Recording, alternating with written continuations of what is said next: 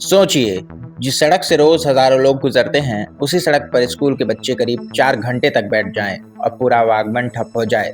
सवाल यह है कि आखिर ऐसी कौन सी समस्या है जिसके चलते छुरी के एकलव्य स्कूल के छात्र छात्राओं को पढ़ाई छोड़कर सड़क पर उतरना पड़ा है।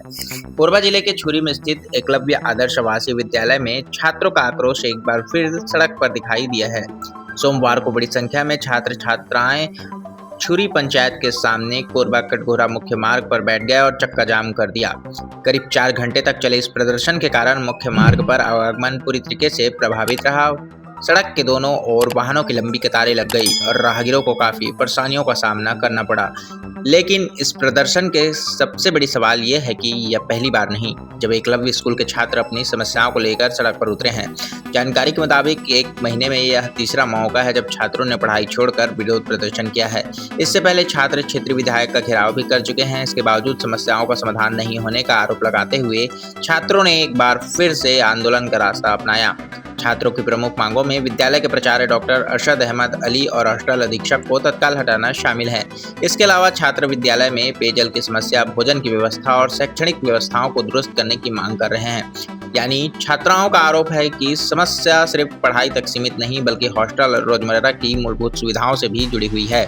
छात्रों के सड़क पर बैठने के बाद कोरबा कटघोरा मुख्य मार्ग पर वाहनों की आवाजाही बंद हो गई। सड़क पर दोनों तरफ वाहनों की लंबी कतारें दिखाई दी। करीब 4 घंटे तक चले इस आंदोलन के बाद प्रशासन ने छात्रों से बात की और लिखित आश्वासन दिया। इसके बाद छात्रों ने अपना चक्का जाम समाप्त कर दिया। लेकिन बड़ा सवाल यह है कि क्या लिखित आश्वासन के बाद छात्रों की समस्याओं को वास्तव में समाधान होगा? क्योंकि अगर एक ही महीने में तीसरी बार छात्रों को पढ़ाई छोड़कर सड़क पर उतरना पड़ रहा है तो यह सिर्फ एक विरोध प्रदर्शन नहीं बल्कि व्यवस्था पर बड़ा सवाल भी है। अब देखना होगा कि प्रशासन के आश्वासन के बाद एकलव्य विद्यालय के पेयजल, भोजन, हॉस्टल और शैक्षणिक व्यवस्था में कितना सुधार होता है।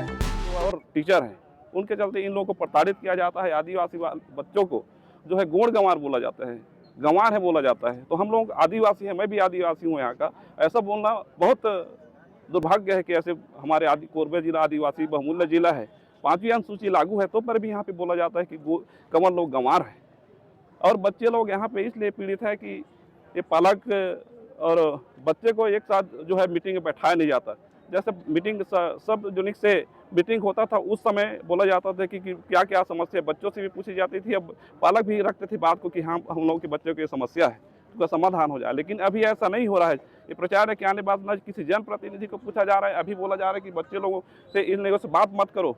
शासन प्रशासन जो है हम लोगों से बात, जनप्रतिनिधि से बात मत कर बोलते हैं। हम लोग यहाँ के प्रतिनिधि, यहाँ के समस्या बार बार छुरी में ऐसी घटना होते जा रहा है कि बार बार चक्का जाम होना है अच्छा बात नहीं। हमारा छुरी का नाम धूमिल हो रहा है। ऐसे में हम लोग तो पूरे बच्चे, या तो बच्चे हैं, बच्चे हम छुरी के ग्रामवासी पर तो यहीं पे चक्का जाम कर देंगे। इसी तरह ऐसी रहा तो बच्चे कार्रवाई नहीं हुई तभी फिर दूसरा बार यहाँ पर रोड पे आना पड़ा बच्चे लोगों को। अगर हो जाता तो वो लोग क्यों आते भाई यहाँ पे।